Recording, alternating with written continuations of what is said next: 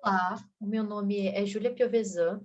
Eu sou atualmente mestranda na Universidade Estadual de Maringá, na linha História, Cultura e Narrativas, e hoje eu vou apresentar para vocês os resultados de uma iniciação científica que eu fiz entre o ano de 2019 e 2020, na minha graduação em História na Universidade Estadual de Maringá, chamada A Vida Conventual Feminina em Portugal no século XVII e XVIII, que foi orientada pela professora doutora Gislaine Aparecida Valadares, professora da Universidade Estadual de Maringá, do campus de Cianorte.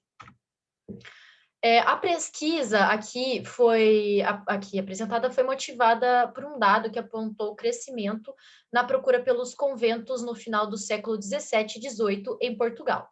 Esse dado levou a gente a questionar o motivo desse aumento e depois do questionamento do motivo a gente começou a tentar entender melhor como funcionavam os conventos e qual era a rotina das mulheres.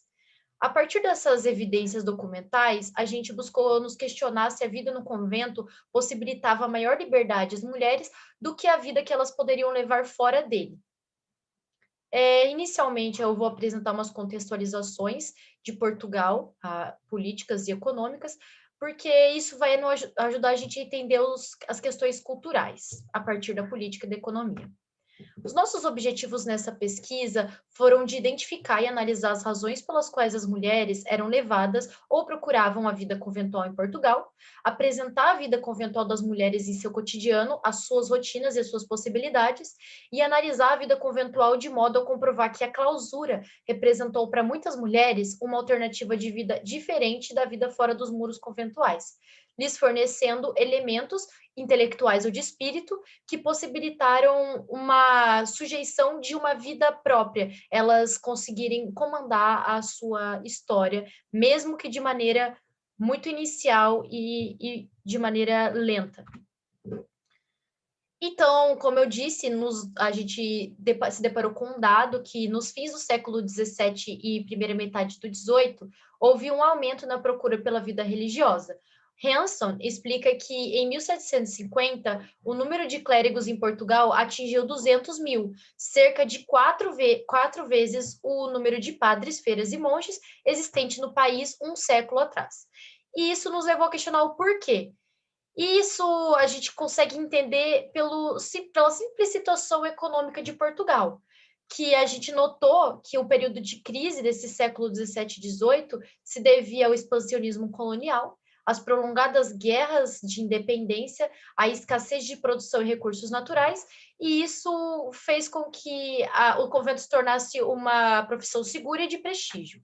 Então, com a falta de dinheiro, as famílias nobres não tinham como casar todas as filhas, por causa do dote, e o convento foi uma decisão honrada e mais barata, mas mesmo assim era uma decisão da nobreza.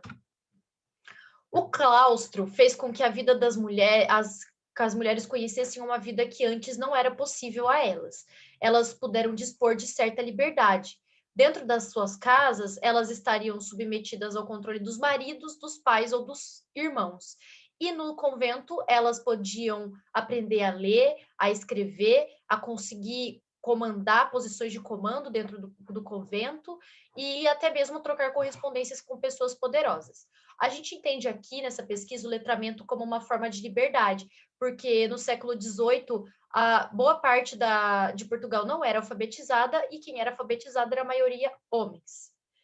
A nossa fonte, a obra Que Seja em Segredo, nos mostrou que os textos freiráticos, os homens que gostavam de se relacionar com freiras, possibilitavam, além de uma liberdade intelectual, uma liberdade sexual que essas mulheres, até o momento, nunca tinham se deparado.